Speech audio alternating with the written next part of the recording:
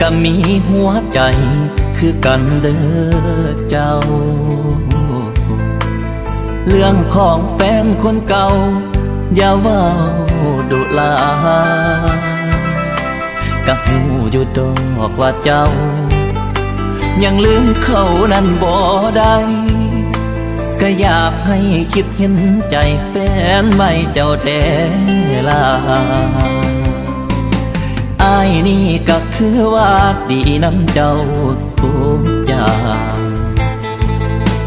ก็หวังสิลบสิล้างอดีตเขาที่ผ่านมาแต่ฟื้นด่วนเก่าบ่เป่ากะลุกมันถือคือคำเขาว่า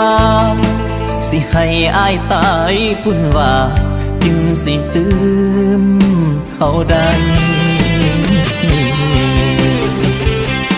แฟนใหม่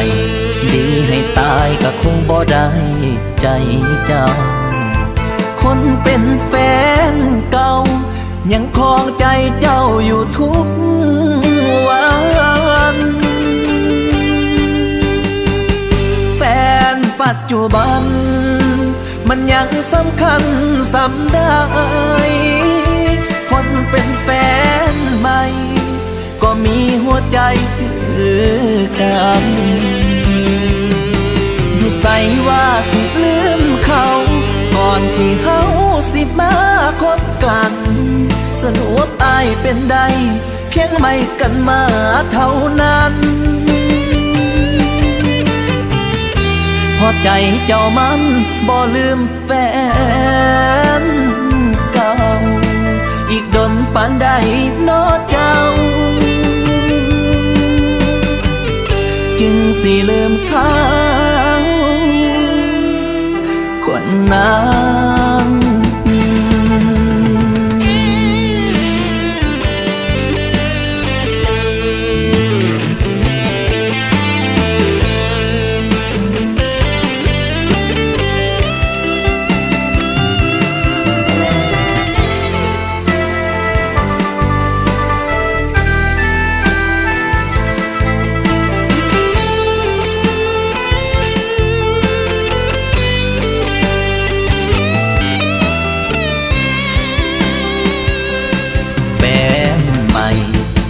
ให้ตายก็คงบ่ได้ใจเจ้าคนเป็นแฟนเก่า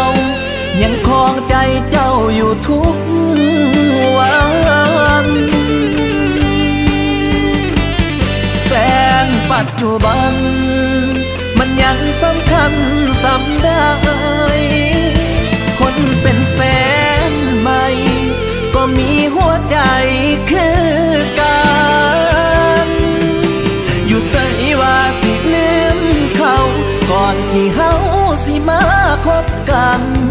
สรุปอ้ายเป็นใดเพียงไม่กันมาเท่านั้นพอใจเจ้ามันบ่ลืมแฟนเก่าอีกดนปานใดน้อเจ้าจึงสิลืมเขาคนนั้นคันบ่ฮักก็คือบ่บอกกันดีมาตัวกันจังสิมันเจ็บหัวบ่คันความดีอ้ายมันยังมีบ่พออ้ายก็สิขอคืนใจให้เจ้า